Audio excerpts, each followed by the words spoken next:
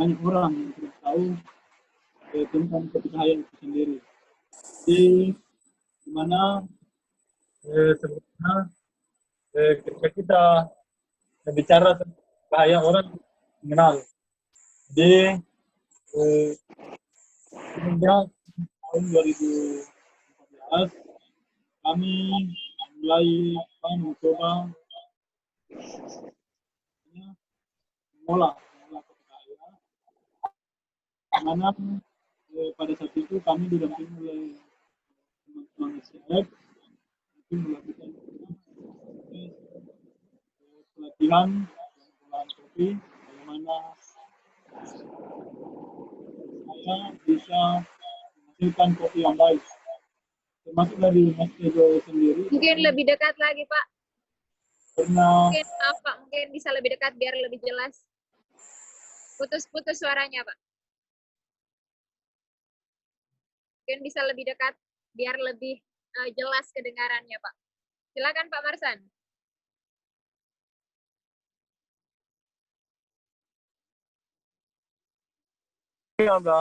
Kami juga pernah kedatangan tamu yang cukup istimewa. Yang hari ini beliau juga menjadi sumber. Jadi beliau berkunjung ke Cahaya bersama teman-teman dari Dompet 2 Jakarta. Di situ juga kami belajar banyak tentang bagaimana mengolah kopi, membudidayakan kopi dengan baik, sehingga bisa menghasilkan cita rasa yang baik dan mampu diterima oleh pasar. Nah, dari situlah kami merasa yakin, percaya diri bahwa kami selaku petani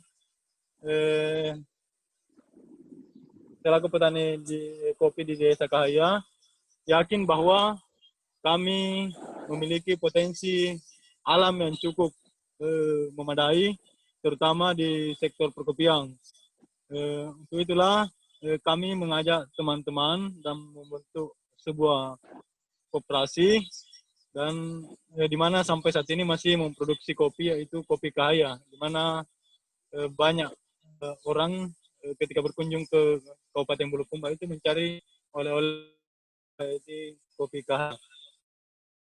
Ya, jadi sekarang dicari Pak ya, karena sudah menjadi oleh-oleh khas Kabupaten Bulukumba. Tapi Pak, saya ingin bertanya lagi, sekarang ini pandemi COVID merajalela. COVID-19 pasti memberikan dampak terhadap petani kopi tentunya, dan Pak Marsan sendiri sebagai owner ya, apa Pak masalah seperti apa yang Bapak rasakan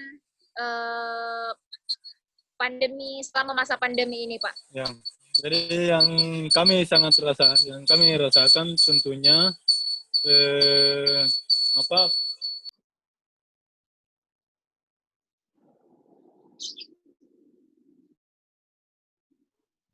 Mohon maaf Pak, lebih lagi Pak, biar jelas Pak.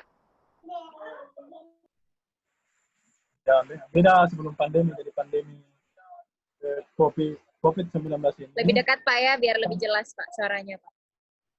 Sangat berpengaruh terhadap pemasaran produk berbagai Kopi Cahaya itu sendiri. Termasuk permintaan dari luar itu sangat terbatas. Bahkan beberapa kerjasama di Jakarta itu memangkas permintaan, jadi mengurangi stok dari Cahaya itu sendiri.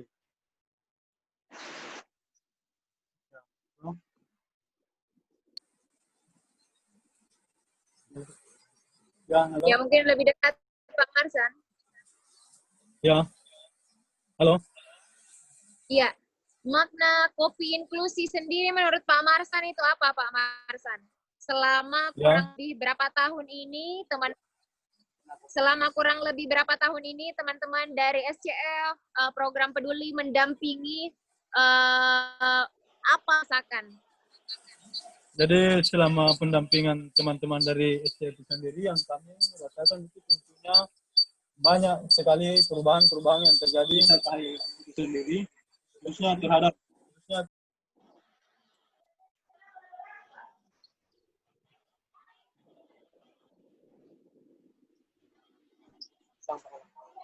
jadi apa namanya masyarakat yang tergabung dalam koperasi itu sendiri sekarang sudah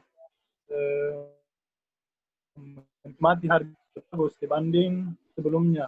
Sebelumnya yang masyarakat hanya menjual kopi secara gelondongan, itu pun harganya sangat murah. Nah, setelah kami mengolah dan namanya produksi kopi, tentunya dengan standar perkopian, alhamdulillah penerima pasar kita beserta harga kopi KH itu sendiri lebih bagus dari tahun-tahun sebelumnya. Oke, mungkin sebentar kita akan berbicara lagi terkait kopi Kahaya, Bapak, kepada Pak Marsan. Kita ingin ke teman-teman, siapa tahu ada yang ingin sharing juga terkait kopi di daerahnya. Mungkin dari Sinjai ada? Dari Sinjai? Jadi kita ingin juga mengetahui ini di kawasan Tangkaraeng. Dari Sinjai mungkin bisa berbagi kepada kita bagaimana kondisi kopi-kopinya di tengah pandemi ini, dan apa sih sebenarnya makna kopi inklusi di mata para petani kopi. Ada yang dari Sinjai? Dari Jeneponto?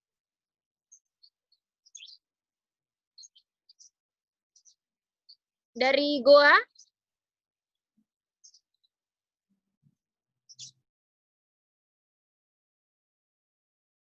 Terkait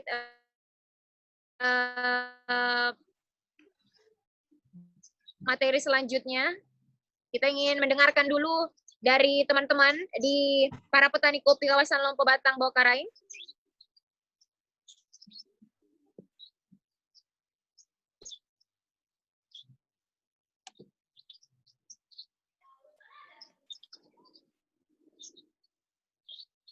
Kopi terutama.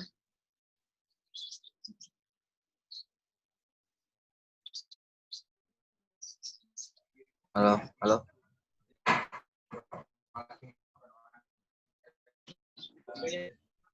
Sudah hadir Pak Tejo. Bang Tejo. Selamat siang, Bang.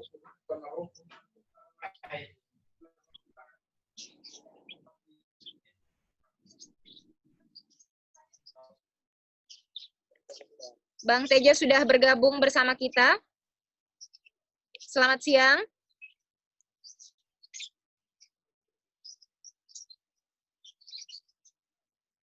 Selamat siang. Bang Tejo, ya, selamat siang. Ya, sehat Bang? Selamat siang, sehat. Sehat Bang Tejo. Alhamdulillah.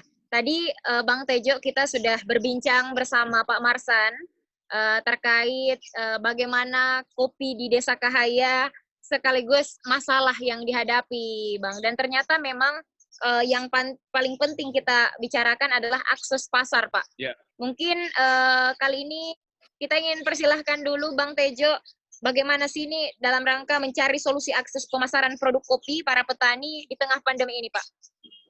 Ya.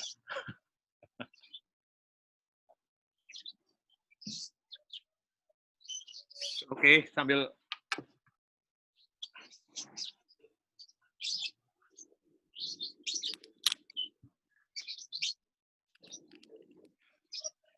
ya suaranya ya. Ya, jelas Pak, jelas Pak. Oke, soalnya ini lagi di. Iya. Ya. Terima kasih. Assalamualaikum warahmatullahi wabarakatuh. Waalaikumsalam. Apa kabar Pak Marsan? Sudah lama banget saya nggak ketemu beliau. Jadi seingat saya berapa tahun ya? Mungkin 4 tahun lalu ya, atau 3 tahun lalu. Saya ke Desa Kahaya. Iya. Dan ke tempat beliau yang indah banget buat saya. Jadi terlalu indah buat saya, dan banyak sekali inspirasi yang saya dapat dari Pak Marsan gitu. Waktu bikin di ujung bukit itu kan luar biasa sekali. Pesta kopi di ujung bukit waktu itu. Di ujung Donggia. Donggi Ya. ya Pak. Ya, itu luar biasa juga. Sama di tempat beliau juga ada perpustakaan, terus kemudian beliau membuat, sebelum kita bicara aktivasi hari ini, beliau sudah Ya. melakukan yang namanya aktivasi desa gitu. Nanti akan saya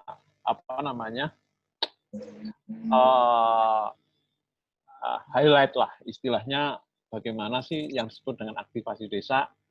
Dalam saya kebetulan ada sedikit file untuk saya presentasikan. Tadi kita bicara tentang inklusi dan bagaimana inklusi itu saya pahami dan kemudian saya implementasikan. Termasuk bagaimana saya waktu itu pergi ke Lampu Batang ya kalau kita sebut. Iya. Ya. Batang, Bawang. Ya. Boleh dibantu untuk ditampilkan ke siapa ini ya? Saya nggak tahu. Tadi filenya sudah saya kirim. PowerPoint-nya. Oke. Ya. Nah, ya, oke. Jadi, oke, terima kasih. Hilang lagi. Oke, ya. Ya, jadi yang disebut dengan inklusi bisnis ini betul-betul bukan saya ambil dari teori, jadi malah saya teori inklusi bisnis itu seperti apa itu baru saya pelajari tadi pagi. Nah, terus saya tahu, ternyata yang saya kerjakan selama ini adalah inklusi bisnis kan gitu, atau bisnis inklusif bisnis kan begitu. Nanti saya akan kembali kepada pertanyaan tentang bagaimana sih pengaruh pandemi dan sebagainya pada kopi kan gitu. Tapi saya akan mencoba untuk memulai untuk membahas tentang apa sih yang disebut dengan inklusi bisnis. Ya, sebelumnya perkenalkan, nama saya Tejo Pramono. Saya dari Rumah Kopi Ranin, sebuah warung kecil sebenarnya yang saya dirikan tahun 2011 dalam bentuk gerobak, terus kemudian berubah menjadi sebuah, kita ada di ruko tahun 2012, terus kemudian hari ini dari beberapa pengalaman itu kemudian membawa saya untuk mendirikan sebuah kafe di desa. Jadi kalau ada di dalam presentasi saya nanti atau di background saya, jadi warung saya ini sangat banyak diinspirasi oleh perjalanan-perjalanan saya ke desa-desa penghasil kopi, salah satunya di Cahaya. Berikutnya, slide berikutnya.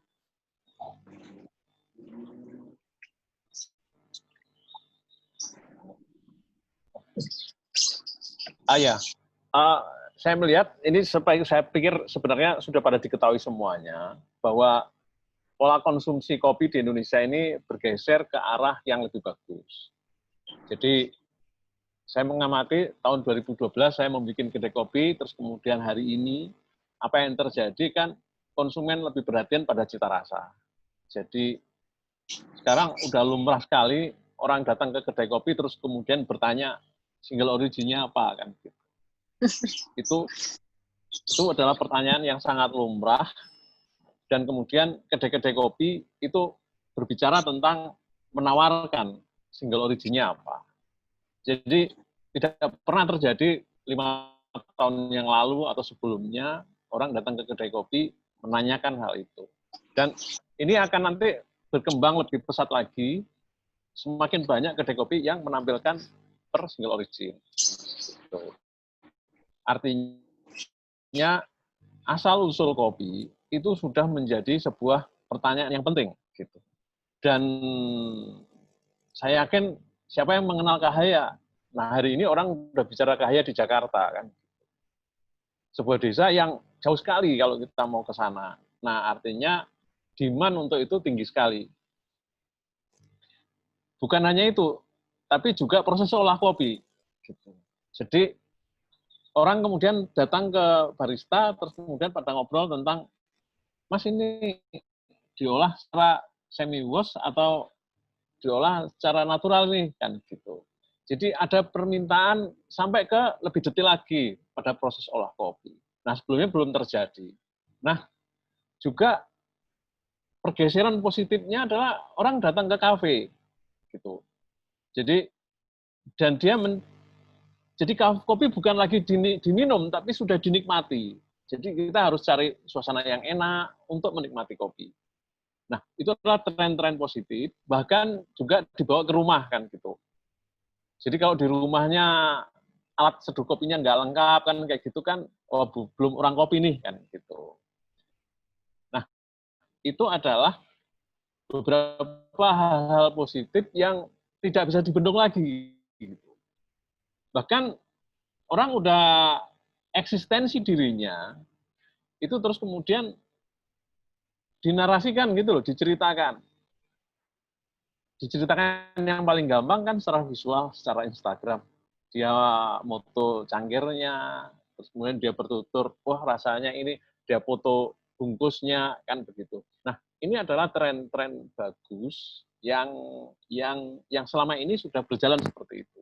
Selama ini sudah berjalan seperti itu. Dan ini adalah dasar bagaimana pergerakan kopi nantinya. Berikutnya, Mas.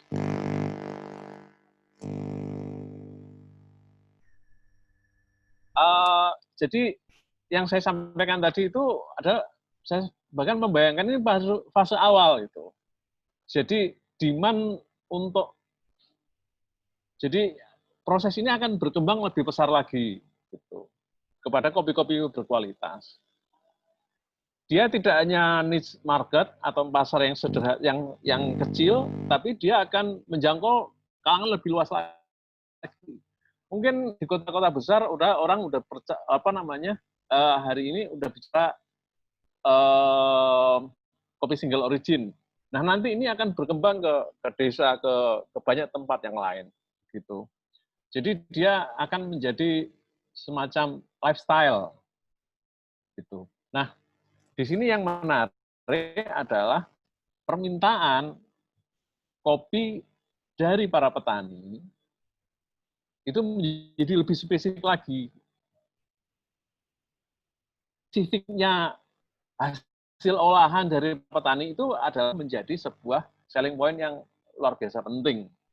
Jadi kalau buatannya Pak Marsan ya seperti ini.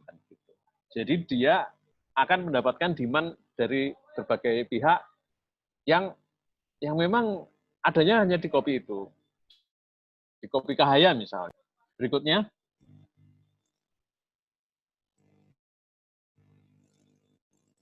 Nah, dari pengalaman kami, nanti saya akan banyak bercerita melalui gambar, itu apa sih yang disebut dengan inklusif? Gitu. Jadi saya memahaminya, inklusif itu justru pada elemen yang paling mendasar dari sustainabilitas dari bisnis saya sendiri. Jadi kalau saya nggak membuat bisnis itu inklusif, sustainabilitas dari usaha saya juga terganggu. Gitu. Nah, sustainabilitas ini artinya apa? Artinya saya tidak bisa mendapatkan terus kemudian orang lain tidak bisa. Jadi dalam rangka meningkatkan bisnis saya harus memiliki suplai kopi yang bagus. Supaya mendapatkan suplai kopi yang bagus, maka petaninya juga harus mendapatkan nilai tambah yang bagus lagi. Nah, ketika proses tadi belum terjadi, maka yang harus saya lakukan adalah, ya saya tidak bisa menunggu orang lain untuk memperbaiki kualitas kopi. Jadi saya ikut terjun sendiri di dalam bagaimana memperbaiki kualitas kopi sesuai dengan kondisinya yang ada. Itu bisa menyangkut aspek teknis, bisa juga menyangkut aspek yang sifatnya informasi, bisa juga meningkatkan aspek banyak hal dari situ yang bisa dikerjakan bersama petani ataupun dengan pelanggan. Nah, saya menamakan yang disebut dengan inklusi semacam itu. Dan inklusi ini bisa dikerjakan sendiri, artinya selama ini saya mengerjakan sendiri sebagai sebuah coffee shop, gitu. Tapi tidak menutup kemungkinan saya mengerjakannya bersama-sama dengan pihak lain. Bisa pihak lain itu adalah misalkan lembaga swadaya masyarakat, NGO, bisa juga sebuah perusahaan, bisa juga dengan pemerintah, semacam itu. Tapi aspek yang paling penting di sini adalah karena kita bicara kopi itu bicara cita rasa, maka cita rasa harus paling utama. Karena itu yang adalah value yang akan dinikmati orang. Nah, kemudian hal yang lain itu adalah aspek kesejahteraan petaninya. Jadi kalau petaninya namanya konsumen tahu bahwa dengan mengkonsumsi kopi tertentu, dia ikut meningkatkan kesejahteraan petani, maka konsumen itu mendapatkan nilai tambah gitu. Nah, sampai di sini tidak banyak sebenarnya hari ini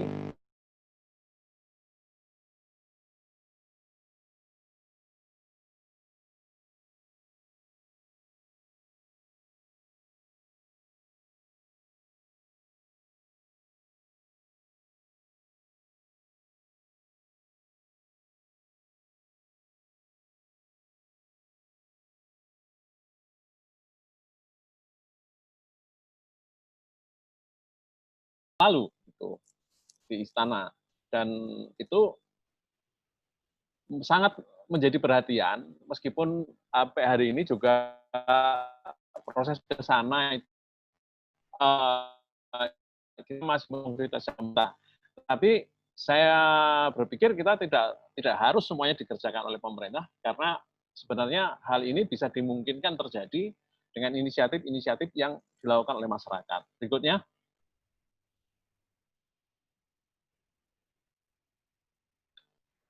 Jadi semacam sekolah kopi itu sifatnya bisa dari bisa dikerjakan dari masyarakat. Gitu. Berikutnya nanti kita akan bisa lagi ke ini. Nah ini adalah ketika saya pertama kali membuat kedai kopi, saya ditantangin untuk ini kok kopinya dari luar pulau semua gitu. Yang kopi dari lokal di mana nih kan? Saya ditanya, wah saya juga nggak bisa jawab karena saya sampai hari itu belum menemukan kopi yang enak di Bogor waktu itu. Nah, sampai kemudian saya dengan seorang petani, dia membawa kopinya ke mas saya, terus dia bilang, Pak, ini kopi saya dari Bogor, dari Puncak. Kopi apa? Saya sih juga nggak tahu, Pak, dia bilang gitu. Seorang petani tidak tahu seperti apa itu tidak tahu. Oke, saya terima, terus kemudian saya coba untuk melakukan sortasi, ya kan? Saya perbaiki kan kayak gitu, dan setelah itu saya bawa lagi, saya nanti kasih tahu teman-teman kita akan ke sana, kita kita perbaikilah kualitasnya, kita cobain kopinya gitu. Saya nggak bilang training waktu itu, kita cobain bareng-bareng gitu. Berikutnya,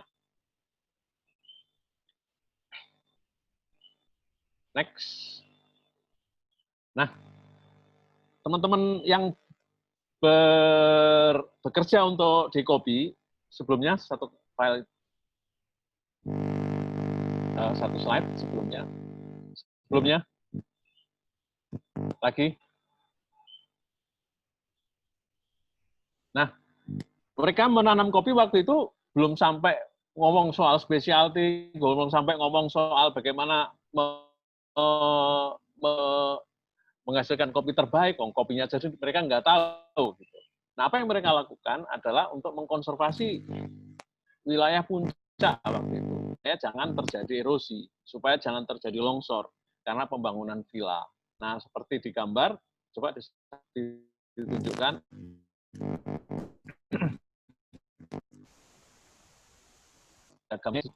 Wah, dari sini belum kelihatan ya. Berikutnya. Oke, ya udah. Nanti tadi ada gambar sungai di situ. Jadi itu salah satu. Jadi menanam kopi adalah proteksi untuk supaya jangan terjadi longsor. Gitu. Nah, ini adalah kegiatan yang kami kerjakan. Jadi kita bikin training dengan di tengah kebun. Kita melakukan cupping waktu itu. Jadi dari kopi mereka, terus kemudian kita sortir dan juga kopi yang ada di sana, terus kita bandingkan. Nah, saat itu membuka istilahnya sebagai moment of truth ya, jadi mereka kemudian kaget loh, kok kopinya jadi enak gini kan. Nah, terus kemudian mereka tergerak bagaimana membuat kopi seperti itu. Nah, itulah awal bagaimana kita mulai untuk belajar, oh bagaimana yuk kita memilih, mensortasi. Bagaimana kita mengerjakan itu,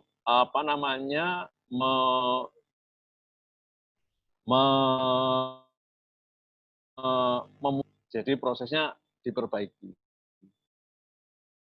Nah, memperbaiki proses belajar itu selalu dibawa ke tempat saya, terus kemudian kita cupping bareng-bareng kan gitu.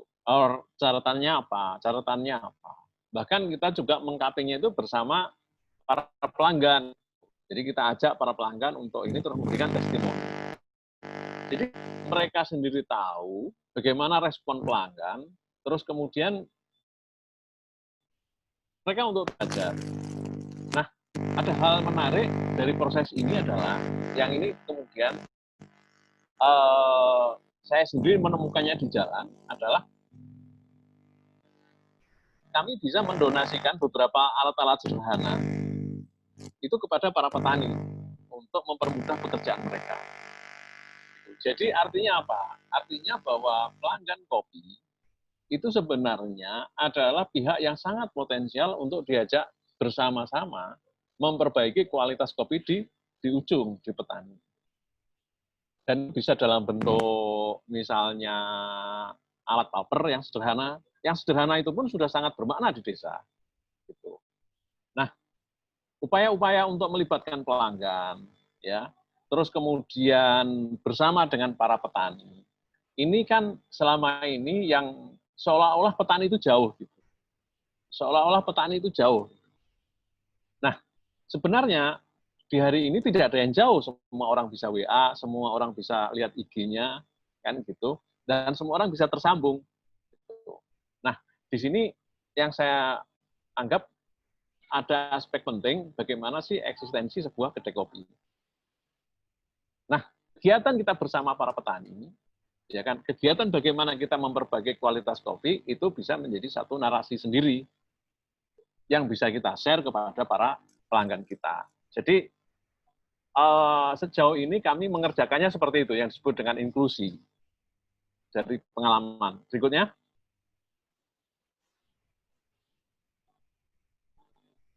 Nah, hasil kerja kami di Bogor waktu itu, saya nggak menyangka bahwa itu mereka akan menjadi juara nasional untuk Robusta di tahun 2017 kalau nggak salah. Dan itu dikerjakan bukan oleh sebuah koperasi besar, tapi oleh sebuah keluarga, gitu.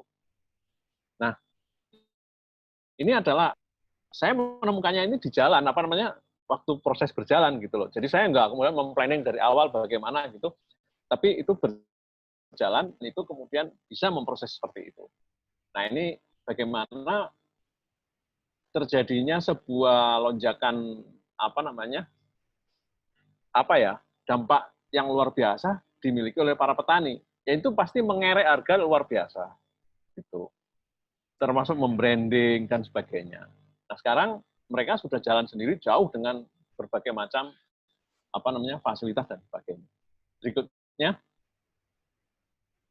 Nah, kegiatan kami yang di Bogor juga kami lakukan di Sumatera misalnya. Ini adalah gambar ketika petani ada di sana. Kopi dijemur, hujan, bisa berhari-hari, banyak sekali belatungnya di situ, otomatis harganya kurang bagus. Nah, situasi yang semacam ini, terus kemudian bagaimana kita mulai garap kan gitu. Jadi kopi yang jelek itu tidak kemudian selamanya menjadi jelek. Kita jadi bagus kan gitu. Berikutnya.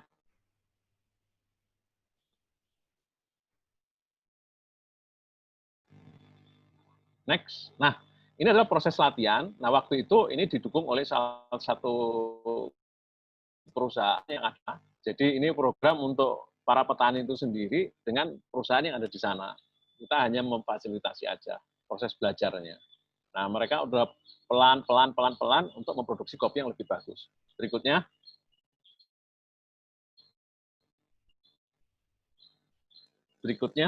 Next. Nah, dari kopi yang dijemur dan dipanen dengan apa namanya masih mentah dan sebagainya, dalam perjalanannya kemudian kami sendiri bisa bangga untuk menjualnya gitu. Jadi dari proses belajar itu kemudian kami sendiri mendapatkan origin.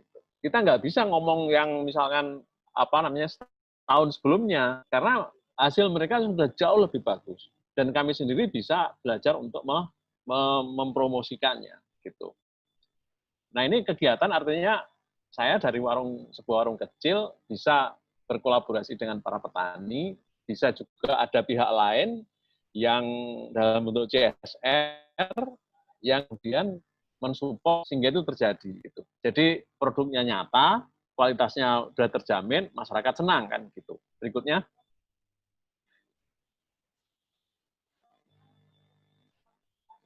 Ada satu proyek lain di mana petani kolaborasi dalam hal ini dengan perguruan tinggi untuk membuat sekolah bagi mereka.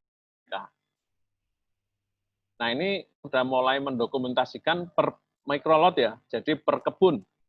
Per kebun kita minta, kita bikin tagging, kita apa namanya, kita tempel yang nanti yang dipanen yang ini Pak, yang ini kan gitu.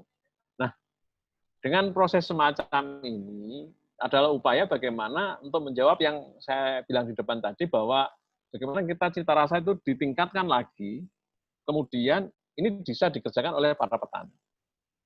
Jadi caranya adalah semacam itu.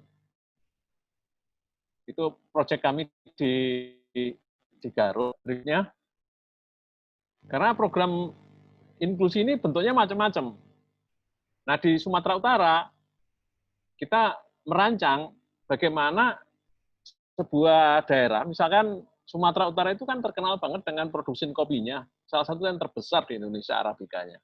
Nah, waktu itu kita berpikir, masa iya ya di Indonesia tidak ada semacam galeri gitu, yang ada di tengah kebun milik rakyat. Gitu. Nah, kita kemudian mengajak beberapa pihak, ayo dong kita bikin apa namanya semacam galeri kopi gitu. Semacam tempat wisata kopi baru kan gitu. Yang bisa dimiliki oleh masyarakat. Nah, itu adalah beberapa inisiatif yang membuat apa ya pekerjaan bersama-sama gitu dalam mengangkat kopi. Jadi tidak hanya melulu soal cita rasanya, tapi juga aspek jalan wisata. Gitu. Berikutnya, saya tidak menemukan, saya coba cari file-file saya tentang kopi di Gahaya, tapi nggak ketemu. Tapi saya pernah melakukan kegiatan itu di Mamasa, Sulawesi Barat, itu bersama petani, sebagai kegiatan inisial awal. Nah, ya kegiatan inisial awal kita bikin sederhana saja, tapi itu pun juga memiliki potensi untuk memperbaiki gitu. Nah, ini kegiatan di sana. Hari ini pun saya sudah mulai memakai kopi dari sana, dari Mamasa. Gitu.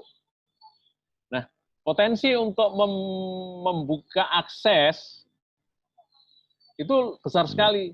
Jadi karena aroma dan cita rasanya, hal-hal yang lain itu bisa terbuka.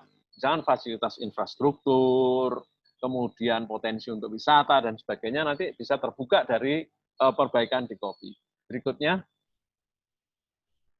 ini kegiatan kami bikin di Nrekang waktu itu. Jadi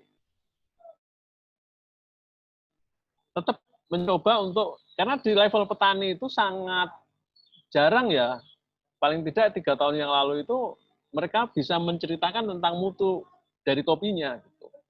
Nah, karena itu program semacam ini kami bikin waktu itu. Dan yang menarik adalah kisah-kisah perjalanan saya ini menjadi hal yang penting bagi para pelanggan saya. Gitu. Jadi mereka senang dengan apa proses yang kita jalani. Gitu. Jadi semacam itu. Berikutnya. Nah, kami juga mencoba membuat ini untuk membuat sekolah kopi buat mahasiswa. Jadi ini karena yang disebut inklusi itu kualitas SDM di petani juga meningkat, kualitas barista juga meningkat, kualitas peminum kopi juga meningkat gitu. Secara jumlah ataupun bagaimana sih mereka menjadi lebih paham lagi tentang kopi. Sebelum berakhir ada satu hal yang ingin saya coba share ya. Mohon maaf ini agak ada mengkonsumsi waktu. Berikutnya. Nah, kira-kira 2 tahun yang lalu ini kita mencoba, selama ini kita ngomong desa. Sementara saya sendiri memiliki usaha di kota. Nah, kira-kira 2 tahun yang lalu kita sendiri mengerjakannya di desa. Bahkan waktu itu kita mendapatkan posisi yang sangat ekstrim. Ada satu tempat di desa yang di situ sebagai tempat pembuangan sampah waktu itu. Nah, kemudian kita coba untuk merubahnya dia menjadi destinasi. Jadi yang sebelah kiri yang ada sampahnya itu adalah kondisi tempat awal kami sebelumnya, yang orang desa pada nggak mau ke situ.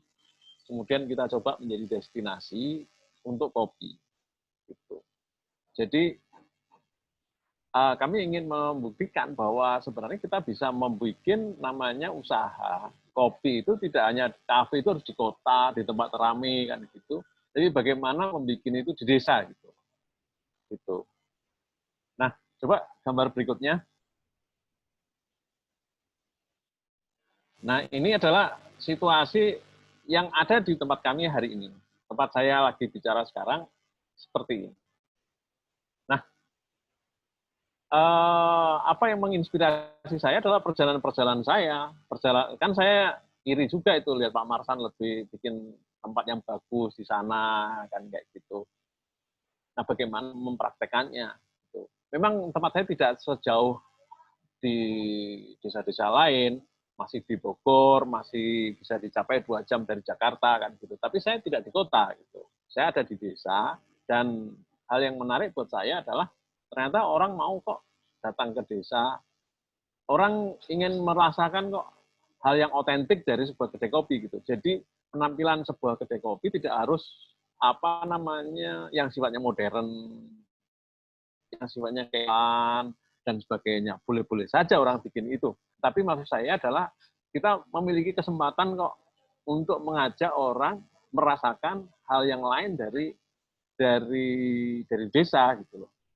Nah, jadi buat saya inklusi itu bisa dikerjakan oleh pihak lain, tapi juga bisa dikerjakan oleh kita sendiri. Gitu. Nah, mungkin itu yang bisa saya share tentang bagaimana sih kami mempraktek inklusi bisnis ya di perkopian gitu, berdasarkan pengalaman kami. Ada tidak ada support itu bisa jalan gitu. Mungkin seperti itu saya yang bisa saya share hari ini. Mohon maaf nih kalau agak lama ya, mungkin terlalu panjang saya menjelaskan. Terima kasih.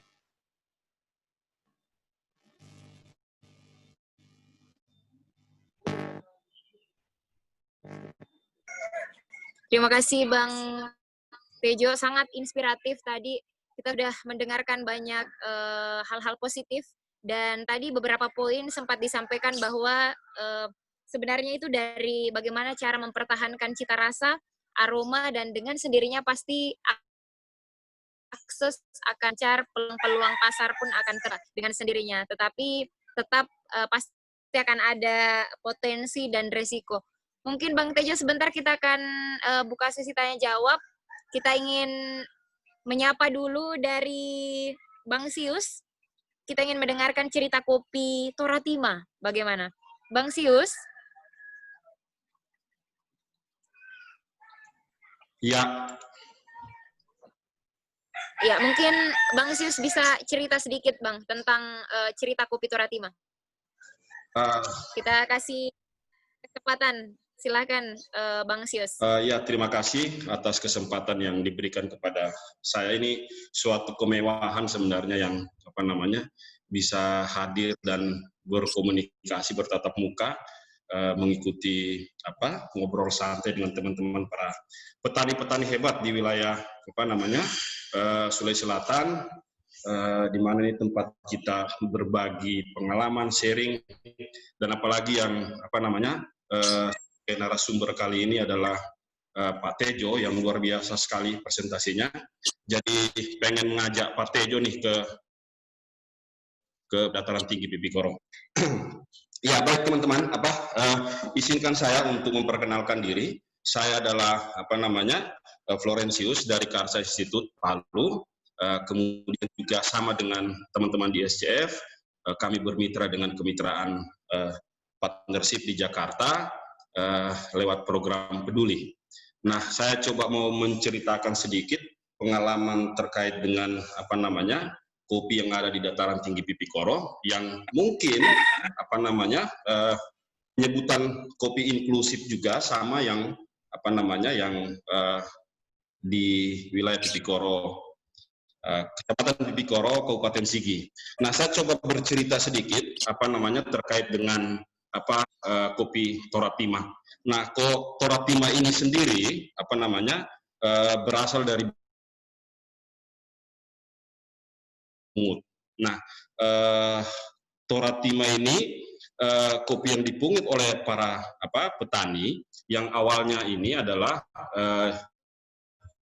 ada sejenis penyatu karena masak yang dipungut di tanah, tapi melainkan ada tanaman endemik di wilayah Pipikoro yang mereka sebut dengan hewan tangali, atau kalau bahasa kuskus, atau tapi dia kuskus berkantong. Saya lupa bahasa Latinnya.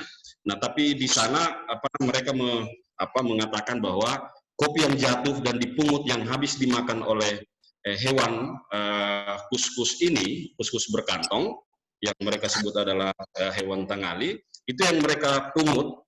Nah, kemudian mereka mereka konsumsi. Nah, awalnya waktu itu di program Peduli ini, di kurang lebih 6-7 tahun yang lalu, masyarakat di sana, di daerah terisolir, daerah Pipikoro ini agak malu menawarkan kopi yang Toratima, karena menurut mereka ini adalah kopi yang sisa makanan hewan. Nah, sehingga mereka ini, tapi kemudian ada satu saat di Desa Lonebasa, saya dengan teman-teman minum itu, wah, kita bilang kok ini lain sekali rasanya ini. Nah, lain sekali rasanya. Nah, beda sih dengan dengan kopi-kopi yang biasa mereka kepada kita. Nah, kedua, kebiasaan-kebiasaan di wilayah Pipikoro adalah mereka adalah penghasil kopi, tapi kemudian mereka menjual kopi, biji kopinya ke dataran yang kita sebut dataran Gimpu, tapi kemudian biji kopi mereka jual, tapi lagi-lagi mereka, masyarakat sana membeli bubuk kopi. Nah, ini yang itu yang terjadi di awal-awal itu. Nah, kemudian lewat program Peduli gagas satu dengan diskusi yang panjang dengan dengan teman-teman di Peduli. Nah, kemudian kita menggelar di 2016 kita menggelar festival kopi untuk pertama kali di Sulawesi Tengah, mengangkat kopi Toratima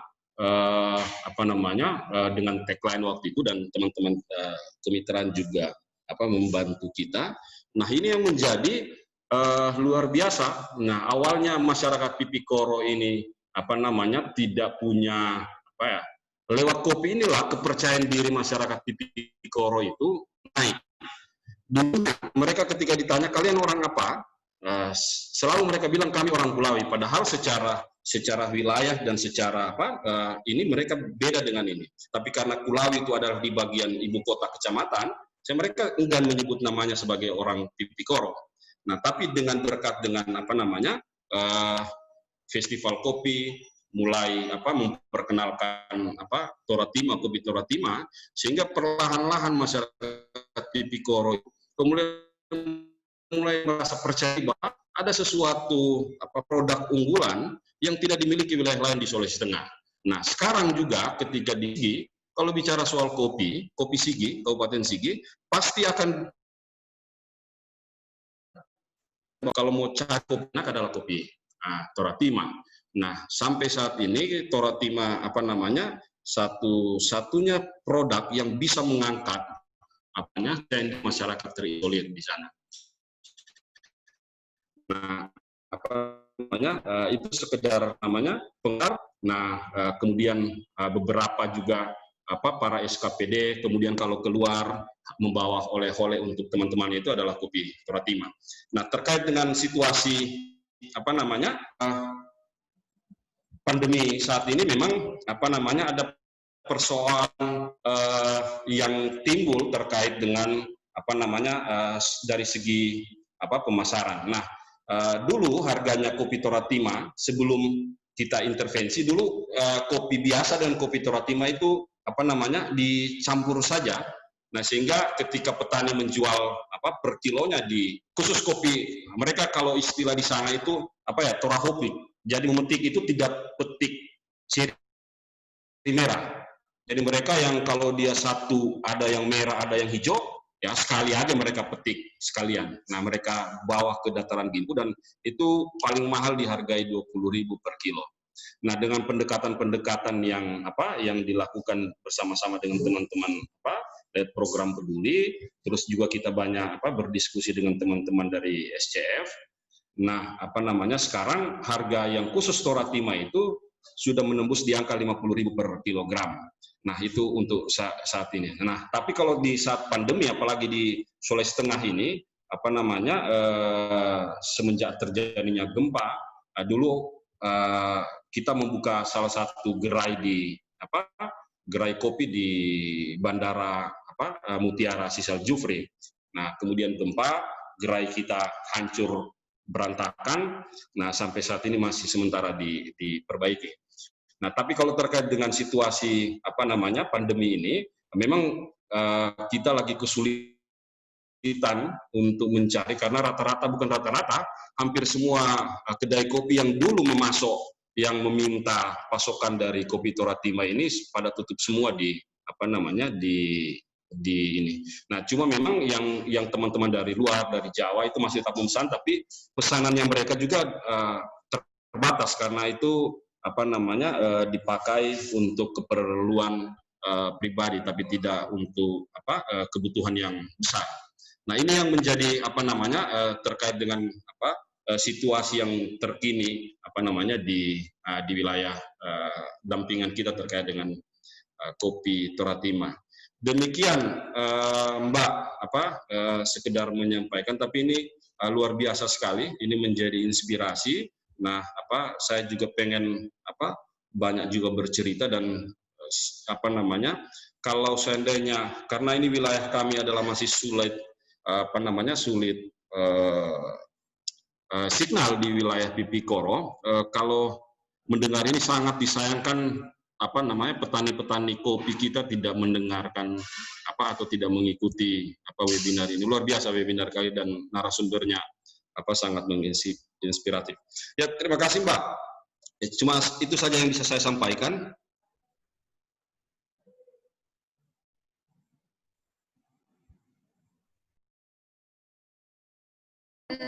Terima kasih kepada Bang Sius sudah bercerita kepada kita semua tentang kopi Toratima yang tadinya masyarakat tidak percaya diri dengan kualitas kopinya sendiri, akhirnya sekarang sudah mulai berkembang seperti yang disampaikan tadi.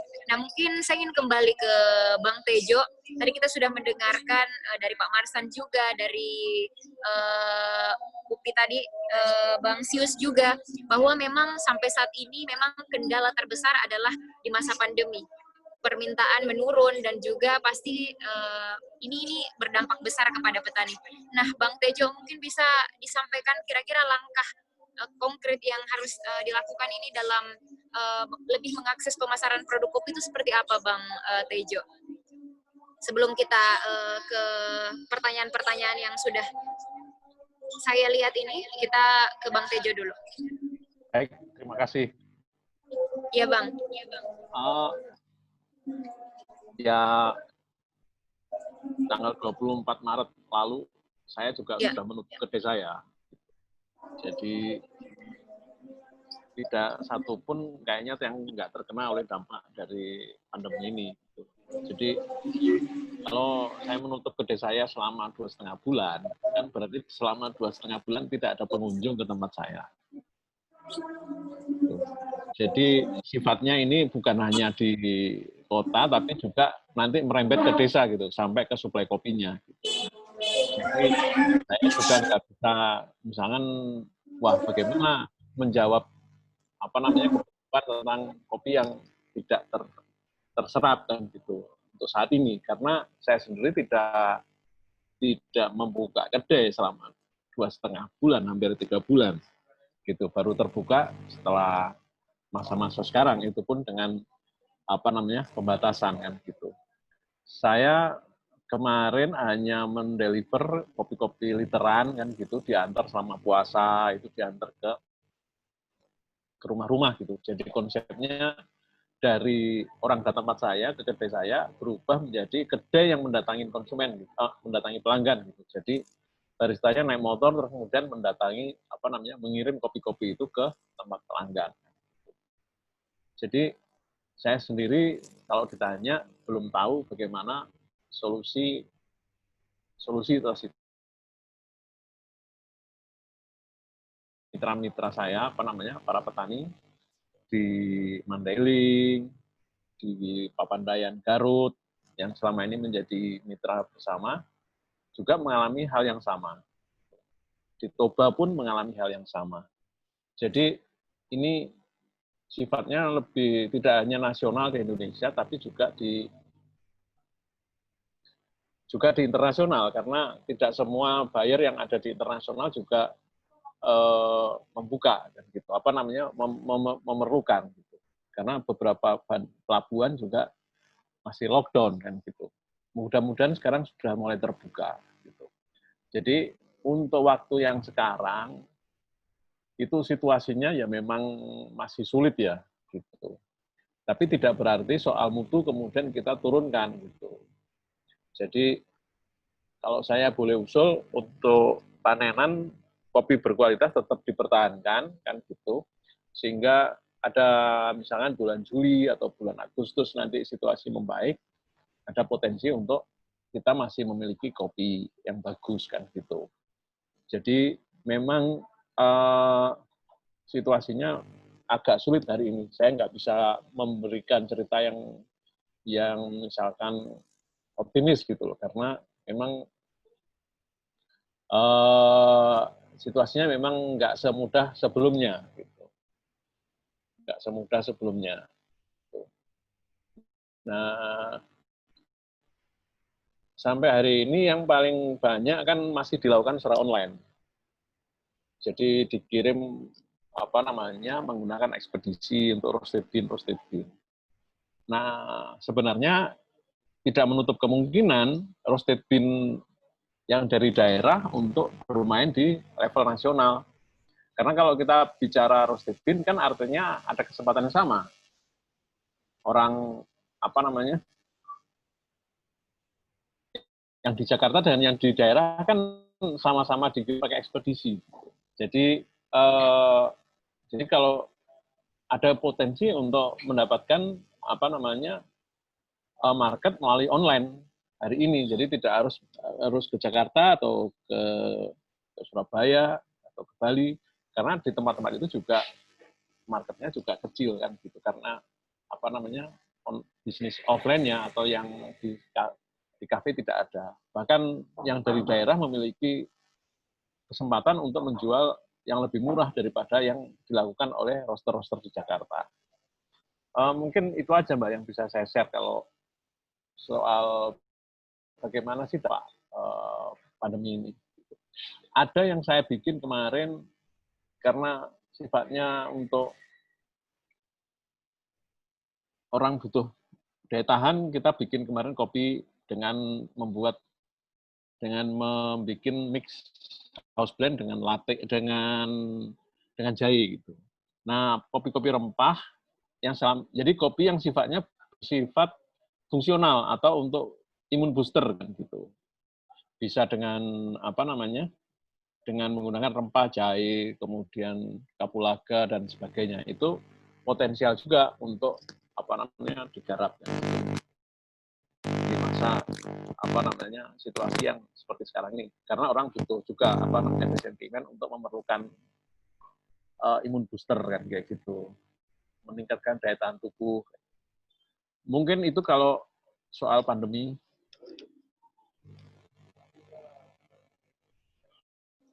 Bang Tejo tadi sudah berbagi kepada kita, sudah disampaikan tadi bahwa memang di kondisi pandemi COVID ini kita tidak bisa sepenuhnya bergerak. Tadi ada solusi-solusi yang disampaikan seperti bagaimana kemudian memanfaatkan media sebagai promosi. Jadi kita tetap bisa membranding produk kita dari sosial media. Dan seperti tadi juga disampaikan bahwa ini para petani sebenarnya bagaimana caranya bisa mengolah kopi-kopi seperti menambahkan jahe yang sangat kondusif, ini bisa digunakan sebagai obat juga. Baik, itu tadi penjelasan dari Bang Tejo, dan saya ingin membacakan pertanyaan-pertanyaan yang sudah masuk.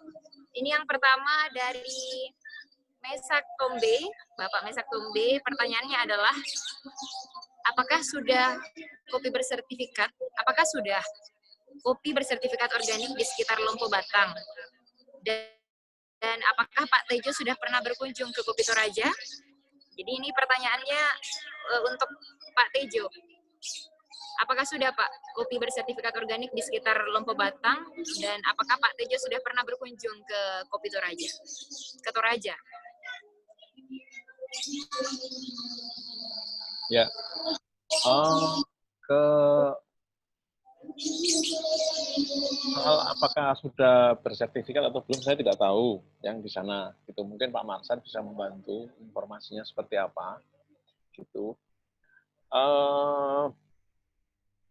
Jadi yang bersertifikat organik itu kan yang paling krusial di desa yang saya tahu adalah ada jaminan untuk tidak menggunakan herbisida. Jadi biasanya ini banyak dikerjakan oleh para petani karena tenaga kerja nggak banyak. Jadi untuk mengurangi tumbuhnya rumput di sela-sela kebun kopi biasanya disemprot dengan gramoson atau apa kan kayak gitu. Nah itu sangat ya bisa disebut dilarang lah. Karena itu bukan soal hanya aspek kesehatan, tapi juga memang segera nggak lama dari itu produktivitas kopi akan turun. Jadi kita harapkan itu tidak dilakukan untuk menjamin bahwa cita rasanya enak gitu.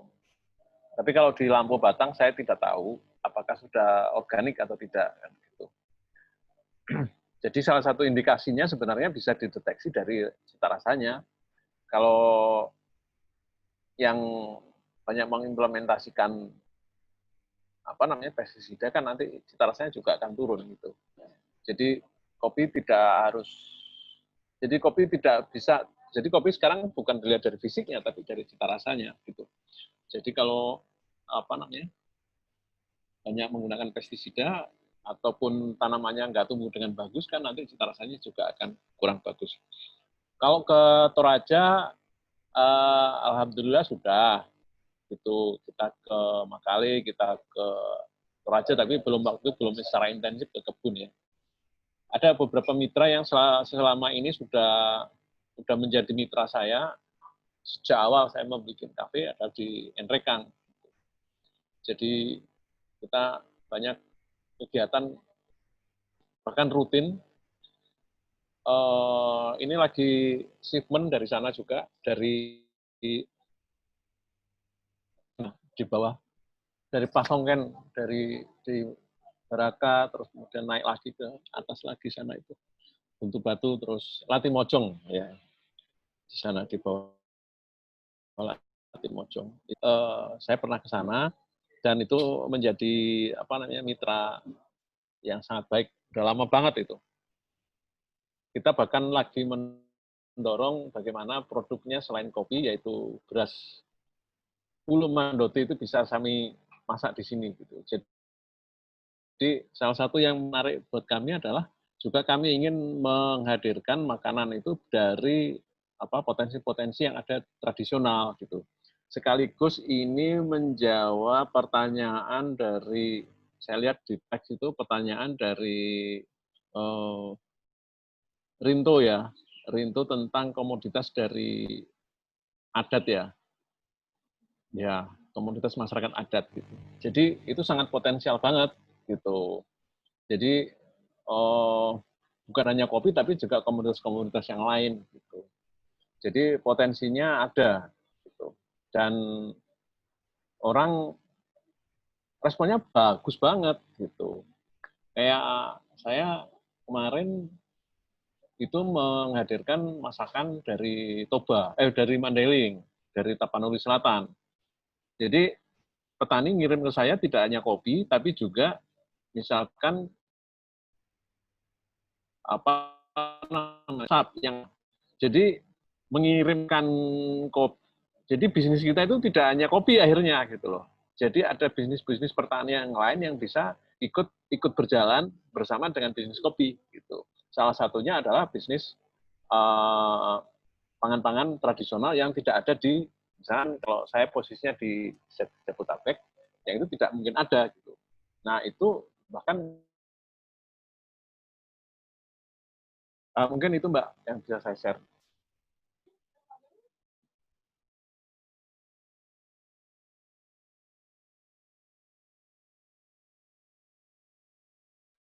Terima kasih Pak Tejo. Jadi memang kopi tadi dijelaskan sebagai pembuka usaha-usaha baru bermunculan Pak ya.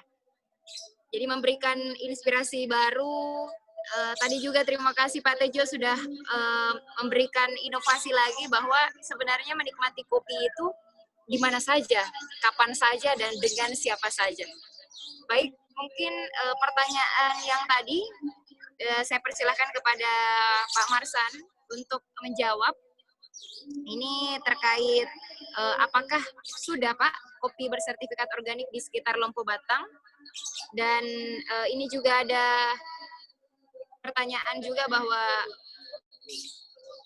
kepada selain penerapan sertifikasi, bagaimana model yang dikembangkan dan dapat didorong agar kopi komoditas dari adat dapat mempunyai premium price sehingga dapat menopang dan menjadikan ketahanan komoditas untuk masyarakat adat atau komunitas tertentu. Jelas Pak Mar? Ini kita akan berikan kesempatan untuk Pak Marsan menjawab pertanyaan dari teman-teman ya. Ya, terima kasih. Jadi pertanyaan tadi saya ingin jawab bahwa di kawasan perkopian Lompo Batang itu setahu saya ada sertifikat. Namun ada beberapa kelompok yang sudah tentang sertifikat nasi geografis Kabupaten Tambahkaraing. Terus untuk sementara kami memproduksi kopi, kami hanya melengkapi beberapa izin usaha seperti adanya izin usaha, PRT, terus sertifikat halal. Jadi kami di Kopi Kahaya sudah punya sertifikat halal. Itu yang kami lakukan saat ini. Terus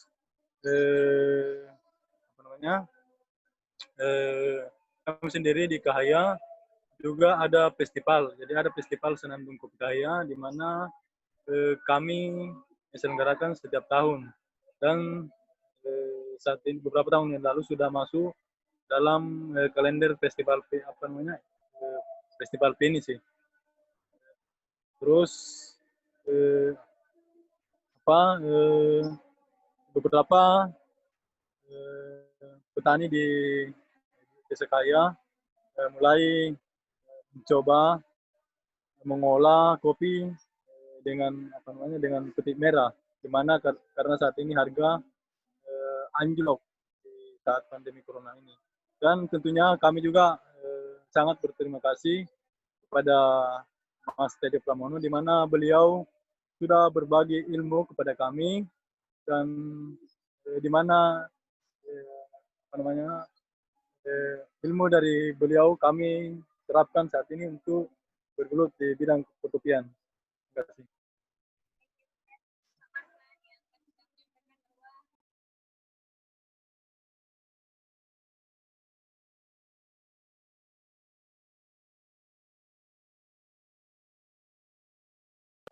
Jadi kami ingin mengucapkan terima kasih Pak Marsan sudah menyampaikan kepada kita bahwa sebenarnya sudah ada usulan Pak ya terkait indikasi geografis tentang kopi tersebut. Jadi sejauh ini kopi-kopi juga sudah sering melakukan pameran dan promosi kepada masyarakat terkait dengan kualitas. Tadi juga disampaikan bahwa sejauh ini Pak Marsan sudah melakukan petik merah Pak ya sebagai dalam rangka mempertahankan kualitas dan cita rasa kopi itu sendiri. Ini saya masih ada satu pertanyaan ini Pak. Nah, ini dari ini untuk Bang Tejo dari Kapten Pal. Di kampung saya Pak pelosok kampung dan salah satu penghasil kopi di daratan Sinjai, tapi belum bersertifikat. Bagaimana solusinya Pak agar dapat bersaing dengan pasar petani yang telah bersertifikat? Ini pertanyaan dari Kapten Pal untuk Pak Tejo. Ya, sebenarnya Ya, Pak. Sertifikat itu saya tidak pernah pakai yang bersertifikat ya sejauh ini ya. Jadi yang paling pertama, yang paling penting itu kan cita rasa.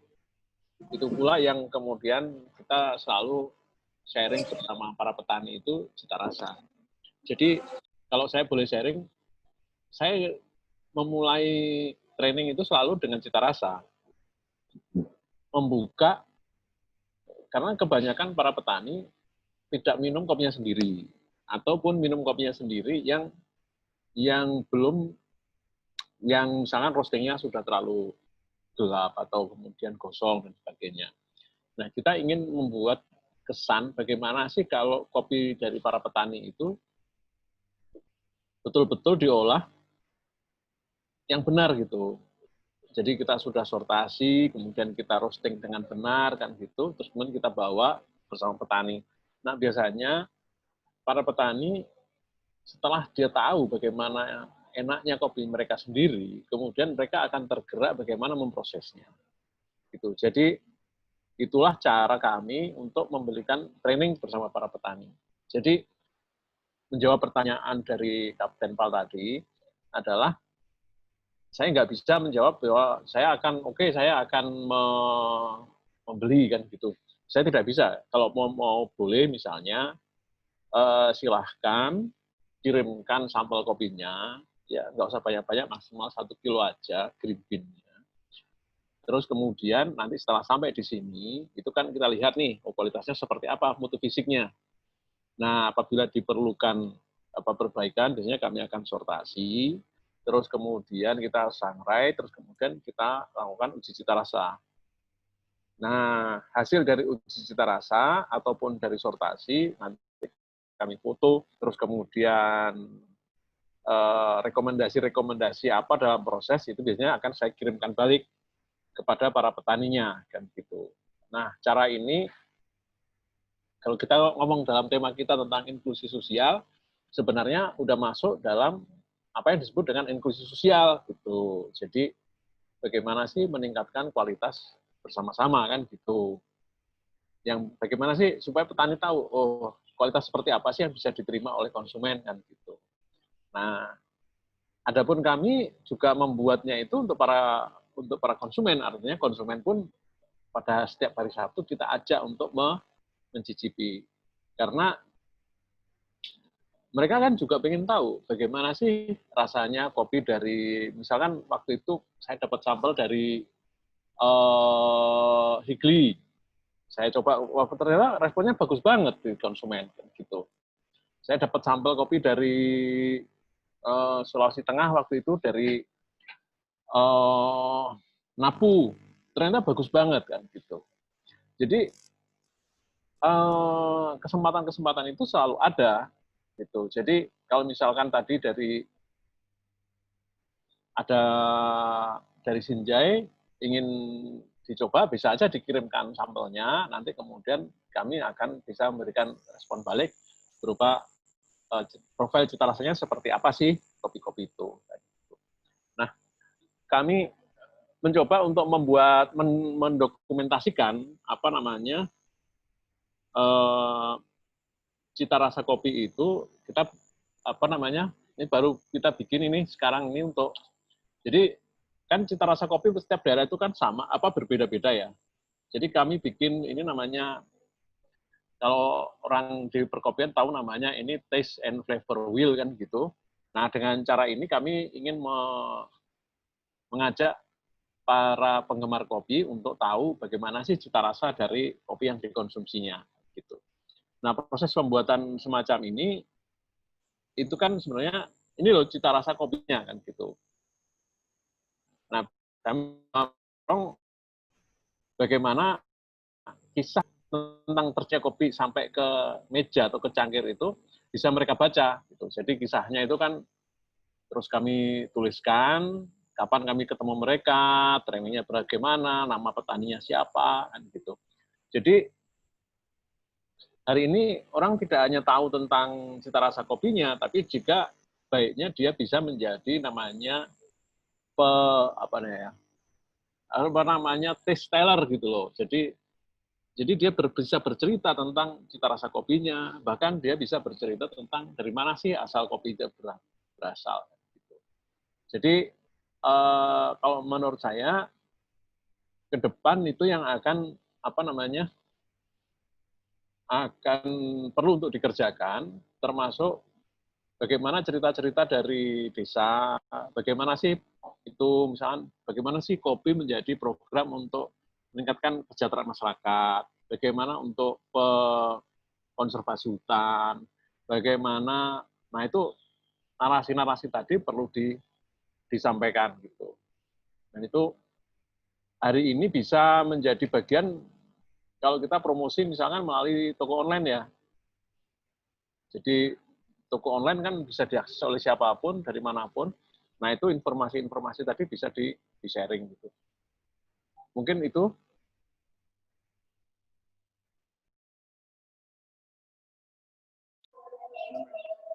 Ya, terima kasih Pak Tejo tadi sudah menjelaskan, mungkin bisa terjawab Pak ya yang sudah bertanya tadi.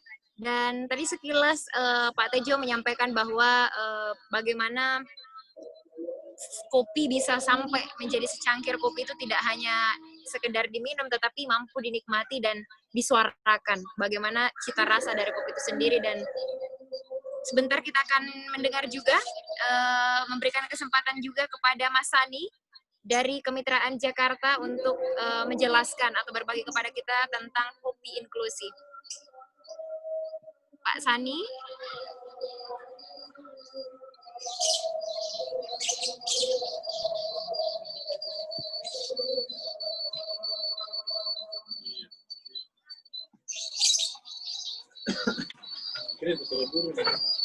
Ada Pak Sani. Halo Mbak, maaf Mbak, saya ini posisi dari lagi di Kemitraan jalan Jakarta. ya.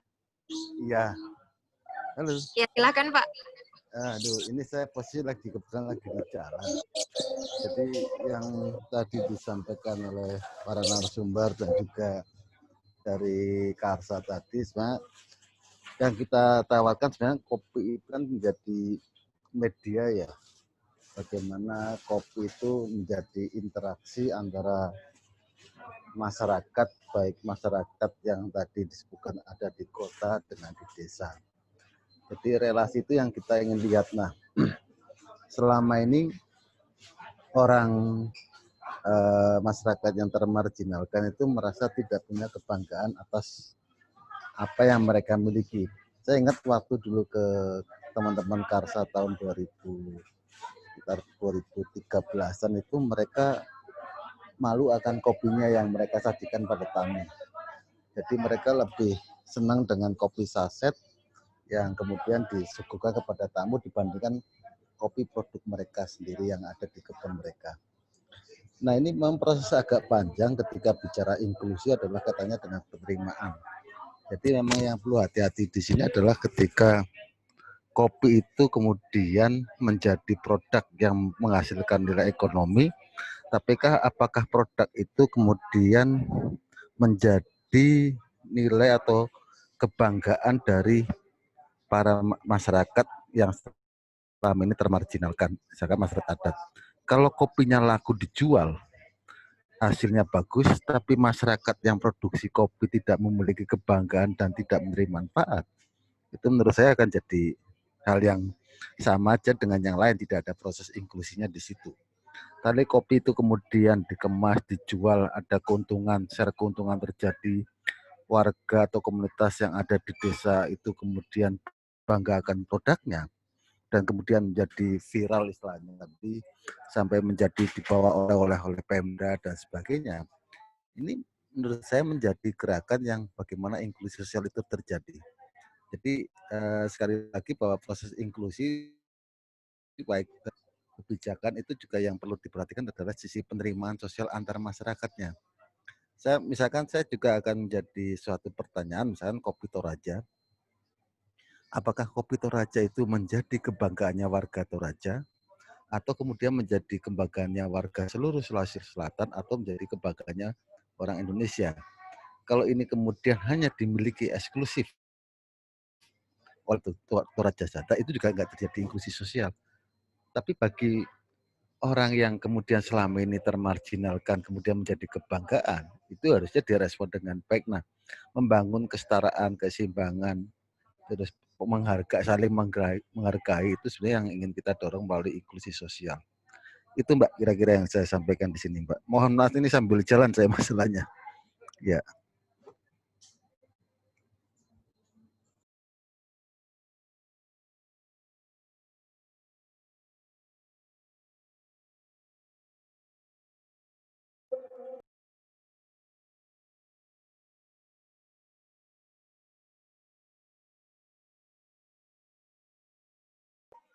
Terima kasih Mas Sani sudah berbagi kepada kita tentang kopi inklusi tadi, bagaimana kemudian ini memberikan penjelasan bahwa kopi itu meningkatkan kesejahteraan masyarakat, dan juga ini berbicara tentang penerimaan masyarakat yang di suatu tempat, dan juga tentang kesetaraan. Nah, semoga tadi sudah sangat jelas bersama kedua narasumber, ada Pak dan Pak Marsan, dan terima kasih sudah bergabung para petani kopi dan juga pengusaha kopi. Semoga apa yang kita diskusikan pada hari ini bisa menjadi pemahaman baru untuk kita semua dan menambah wawasan lagi. Kita masih akan membacakan satu pertanyaan ini. Ini terkait persoalan cita rasa kopi. Itu cita rasanya berpengaruh terhadap ketinggian tempat. Menurut Pak Tejo, apakah itu hal itu berpengaruh? Terkait persoalan cita rasa kopi, itu cita rasanya berpengaruh terhadap ketinggian tempat. Menurut Pak Tejo, apakah itu berpengaruh? Silahkan Pak Tejo, ini ada pertanyaan dari Kapten Pal. Ya, apa ya gitu. Jadi baik itu untuk kopi robusta atau kopi arabica, ketinggian memiliki pengaruh pada cita rasa. Nah, yang menjadi terus kemudian apakah setiap tempat yang memiliki ketinggiannya itu tidak terlalu tinggi terus kemudian tidak bisa nanam kopi kan gitu? Tidak juga. Jadi artinya kopi dipengaruhi oleh ketinggian. Biasanya semakin tinggi tempatnya memiliki potensi untuk menghasilkan kopi dengan cita rasa spesifik yang istilahnya kalau orang mau diskor itu skornya tinggi kan gitu dalam cita rasa. Tapi apakah kemudian skor tinggi dalam cita rasa itu terus kemudian pasti bisa jualan kan gitu. Nah, ada beberapa aspek-aspek lain yang juga harus diperhatikan. Misalnya bagaimana satu kopi di tempat yang tidak terlalu tinggi bisa menjadikan dia menjadi dengan proses pengolahannya menghasilkan dengan aneka jenis seduhan, kan.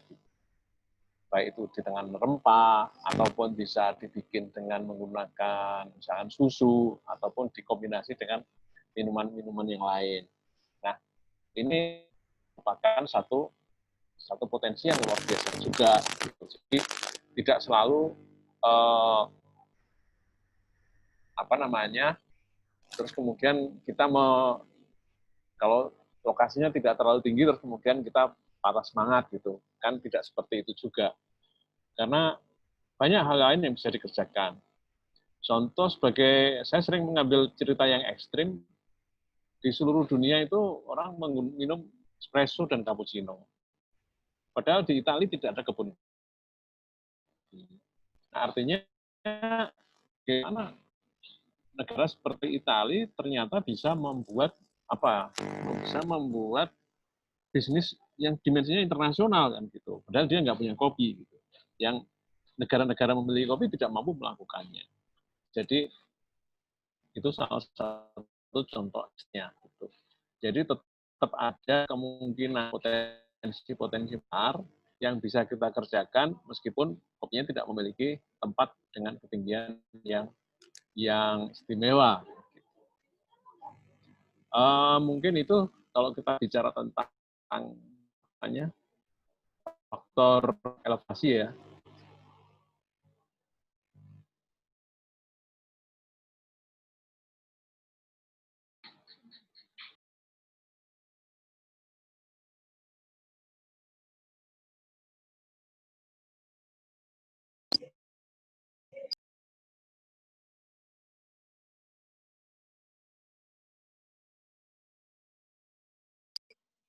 Terima kasih Pak Tejo. Nah, itu tadi dari Pak Tejo. Sebelum kita beralih ke Pak Mual, kita mau ke Pak Marsan dulu. Pak Marsan. Mungkin Pak Marsan, cita rasa dari kopi Kahaya sendiri itu apakah berpengaruh Pak dari ketinggiannya? Dan mungkin bisa share sedikit Pak aroma dan cita rasa kopi Kahaya sendiri Pak. Biar yang hadir di conference pada hari ini bisa mengerti Pak.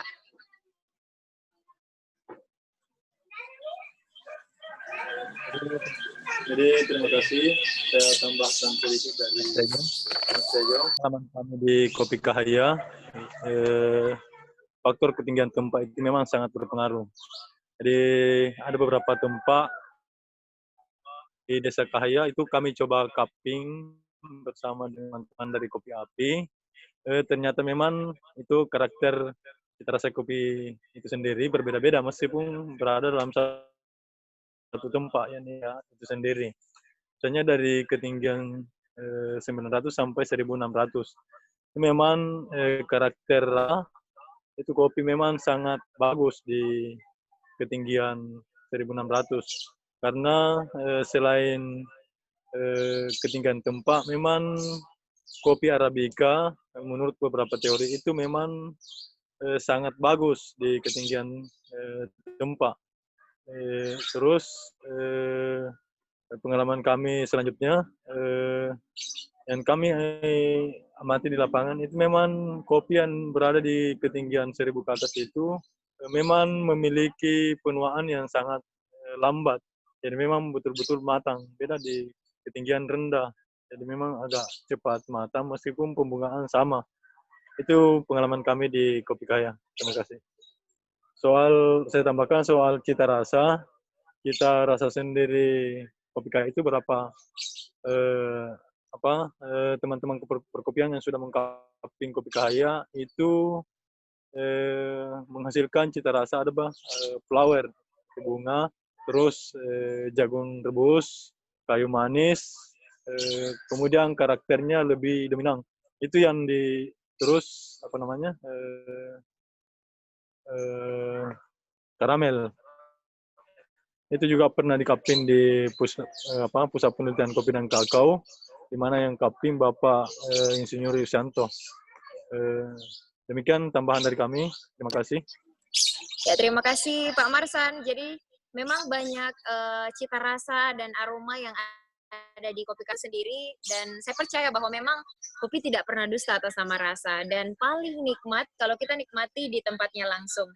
Semoga kita semua diberi kesehatan, kesempatan, sehingga nanti bisa berkumpul di Desa Kahaya sembari menyeruput kopi khas dari Desa Kahaya. Nah, untuk yang terakhir, mungkin saya ingin berikan kepada Kak Mul untuk menyampaikan rencana tindak lanjut, karena tadi kita sudah membahas terkait cerita kopi inklusi pada hari ini dan juga akses pasar. Semoga ke depan akan ada forum bagi pengusaha kopi, petani kopi, dan juga para pemerhati kopi.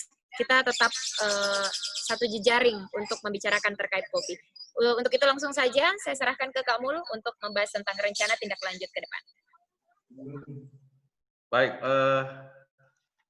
terima kasih atas kesempatannya.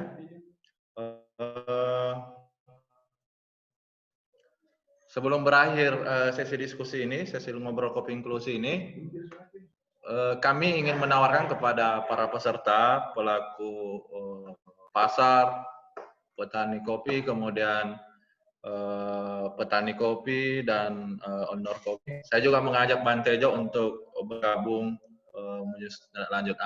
Supaya diskusi ini berkah dan bisa berkelanjutan, saya ingin menawarkan kepada teman-teman peserta diskusi untuk membuat forum kopi inklusi. Tujuannya forum ini ingin menyambungkan akses pemasaran, kemudian saling berbagi edukasi terkait kopi. Sebenarnya ini khusus untuk petani kopi Lompok Batan, tapi mungkin kami buka, kita bergerak mulai diskusi ini. Mungkin ke depan akan ada lagi ngobrol kopi selanjutnya dengan tema-tema tertentu. Kami sudah mengirimkan link daftar hadir via WA dan via chat di sini, bisa mengisinya. Kalau misalnya bersedia dibuatkan forum, mengiyakan, kita akan membentukkan forum kopi inklusi. Kedepannya juga kami juga menghimpun petani-petani yang ada di kawasan Lompok Batan, terus menambah anggota-anggotanya untuk menjadi terlibat dalam forum kopi inklusi ini. Minimal forum kopi inklusi ini bisa menghasilkan bertatap muka antara petani dan pemasaran, pasar, dan saling mengedukasi antar petani, terutama kopi-kopi yang cukup tereksklusi wilayah secara administrasi, bisa saling berbagi. Misalnya dari Bantaeng bisa bekerja sama dengan dengan Sinjai atau Kahaya dan lain-lain. Tujuannya juga khususnya kopi Lompok Batan ini kita bersatu petani untuk misalnya kalau misalnya kita mau tingkatkan ekspor atau mau meningkatkan kualitasnya, bisa satu seragam harga supaya harga kopi di kopi bagian selatan ini bisa betul-betul terpasarkan dengan baik dan menjaga kualitasnya. Itu tawaran dari kami selaku untuk menginisiasi forum ini. Silakan diisi daftar hadir, tidak usah dijawab, kami hanya menyampaikan, dan ini welcome terbuka bagi secara umum terkait forum kopi inklusi ini. Nanti kami juga akan petani yang tidak sempat hadir karena akan ada terkait tentu tema apa yang bagus diskusikan. Mungkin saya juga minta izin sama Bang Tejo bisa bergabung untuk memberikan edukasi kepada masyarakat. Terima kasih. Terima kasih Kak Mul, semoga harapannya tadi bisa tercapai dan terlaksana semua. Dan sekali lagi kami informasikan untuk yang hadir jangan lupa isi daftar hadirnya, dan semoga diskusi kita akan banyak pengalaman baru lagi, dan yang paling penting ke depan kita bisa membuat forum para petani, pemerhati kopi, penikmat kopi, dan juga para komunitas-komunitas kopi. Jadi sekali lagi terima kasih kepada narasumber kita pada hari ini, Pak Tejo dari owner coffee shop Rumah Kopi Ranin, dan Pak Marsan, petani kopi Kahaya yang juga merupakan owner Istana Kahaya. para petani kopi, pemerhati kopi, pengusaha kopi yang hadir di diskusi kita pada hari ini. Semoga kita lebih cinta produk kopi Indonesia, dan kopi adalah emas hitam yang harus tetap lestari di Nusantara.